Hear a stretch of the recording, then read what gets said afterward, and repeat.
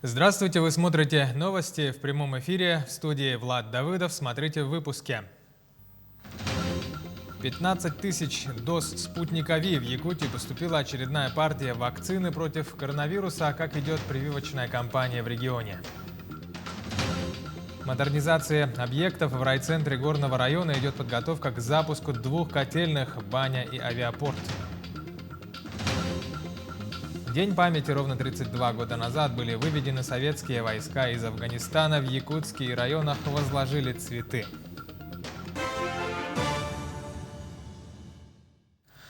Говорить о полной победе над коронавирусом еще рано. Об этом сказал Айсен Николаев на заседании Республиканского оперативного штаба. За прошедшую неделю у нас ситуация несколько улучшилась. Мы видим устойчивое снижение заболевания. Сократилось количество тяжелых больных. По 1 марта сохраняется масочный режим и основные ограничения по социальному дистанцированию, сказал глава республики. И он призвал не снижать темпов вакцинации от коронавируса. Работа фудкортов и банкетных залов будет возобновлена на территории республики при условии соблюдения санитарных мер. Об этом заявила замруководителя регионального оперштаба Ольга Балапкина в ходе брифинга. В частности, возобновится работа фудкортов при условии 50% заполняемости зала и соблюдения расстояния между столиками до 2 метров. Будет разрешена и работа банкетных залов при численности посетителей не более 50 человек, а также букмекерских контор и выставок. Кроме этого, снимаются ограничения для предприятий общественного питания. Они возвращаются в свой обычный режим работы, сказала Ольга Балапкина. Что касается заболевших, то за минувшие сутки в Якутии выявили 67 новых случаев COVID-19, из них в Якутске 29, в Мирнинском районе 12, в Тампонском зарегистрировали 6 пациентов с коронавирусом, в Нерюнгринском и Меконском районах по 5. По 3 случая коронавируса зафиксировали в Алданском, Усть-Майском районах, 2 в Ленском районе. Всего с начала пандемии обработано 947 тысяч тестов.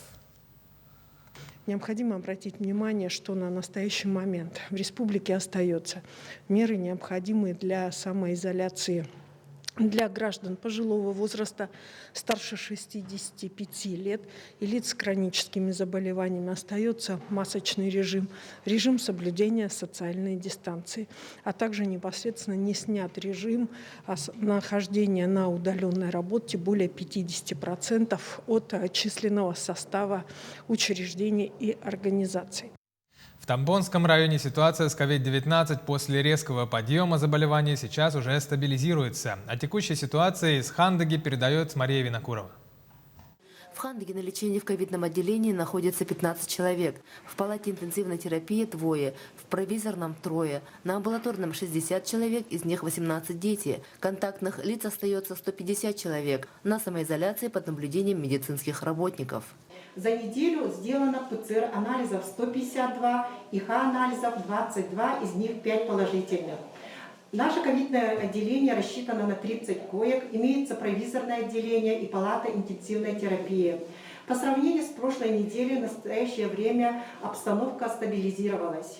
С 23 января в Тампонском районе началась массовая вакцинация. Поступило 500 доз вакцины ГАМ-ковид-ВАК. 4 февраля все желающие прошли первый этап вакцинации. С 11 февраля начали вводить 2-й компонент. И также в ближайшее время ожидается новое поступление вакцин ГАМ-ковид-ВАК, спутника Ви. И записались из населения уже 100 человек, а также сотрудники, работники предприятий. Самый большой подъем заболеваемости за весь период пандемии коронавируса зафиксирован 8 февраля. Тогда с положительным результатом было зарегистрировано 103 человека, из них 11 несовершеннолетних. Почти 80 больных были выявлены в райцентре в поселке Хандага. На 2-м месте оказалось самое отдаленное оленеводческое село Тополиное – 14 пациентов. И на 3-м месте село Новый Ингинского наслега – 8 человек. Большинство случаев выявления – семейный ковид. Мария Винокурова, Богдан Тьянич, Хандага, Тампонский район. Что касается вакцинации, то в Якутию поступила очередная партия препарата «Спутник Ви». Всего поступило 15 120 доз. В данное время на складах Сахафармации идет маркировка препарата. После этой процедуры препарат поступит в медицинские учреждения. Массовая вакцинация в регионе, напомним, активно идет уже 4-ю неделю. Вакцинация у нас начата с января месяца. Значит, сейчас идет продолжение вакцинации второго компонента.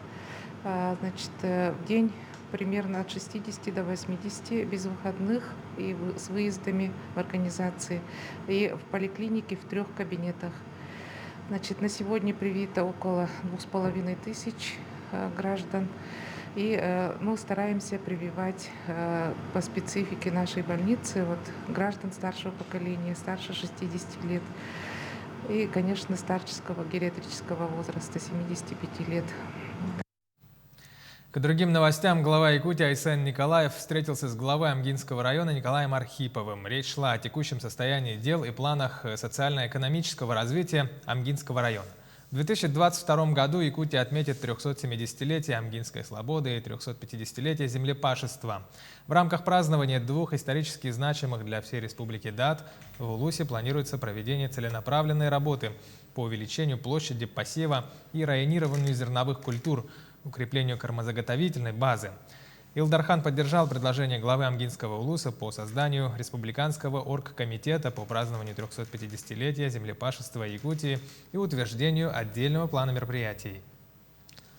Жители Алекминска смогут летать на вертолете до Якутска. Об этом сказал министр транспорта республики, посетив Алекминский район.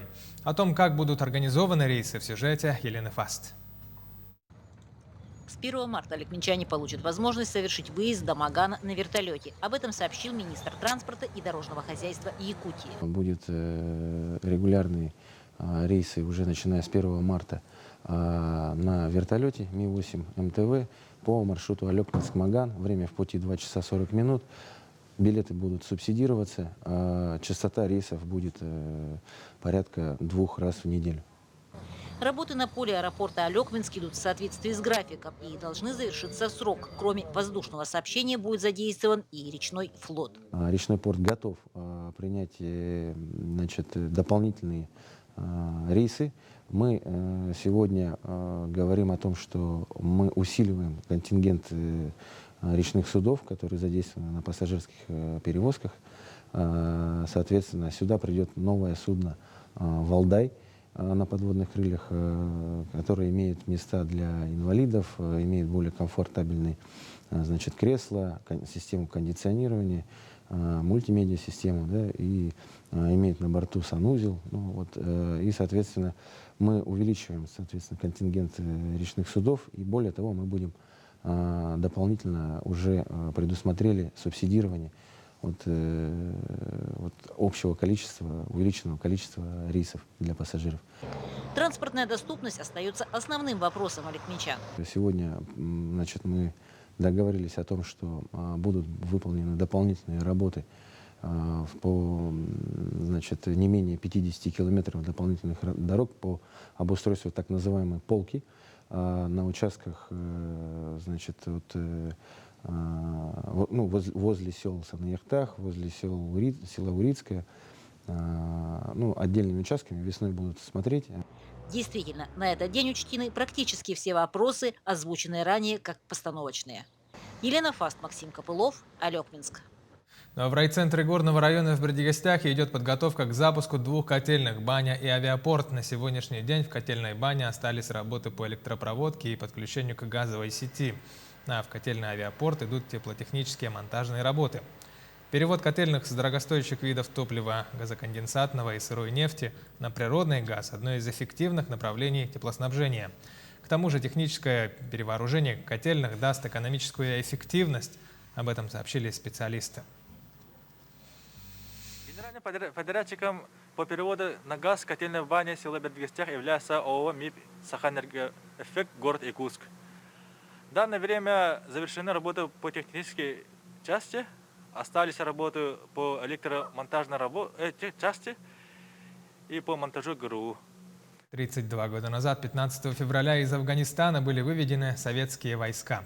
Эта дата считается завершением афганского конфликта.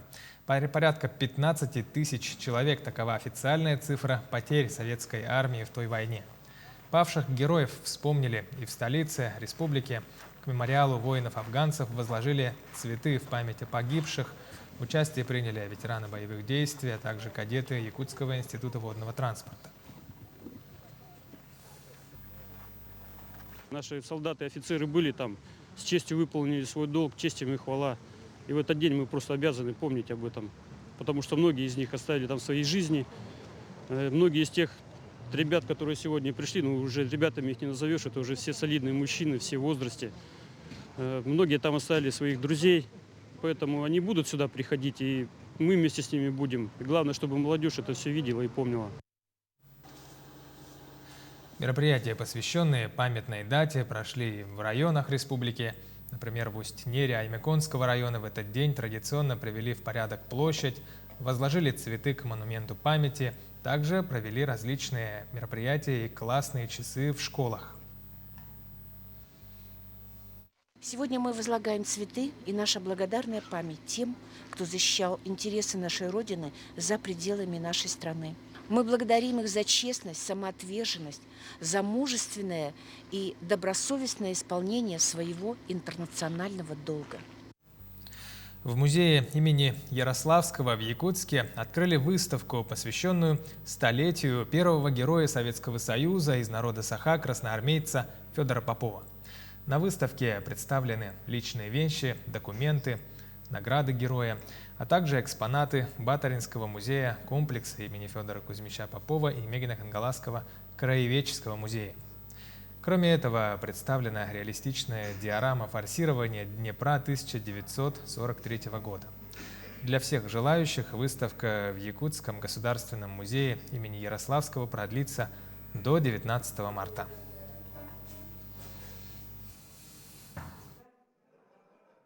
Указом главы Республики Арсения Сергеевича Николаева образована республиканская комиссия, и одним из видов поручения, мероприятий, плана работы является вот сегодня открытие выставки у нас в музее имени Ярославского.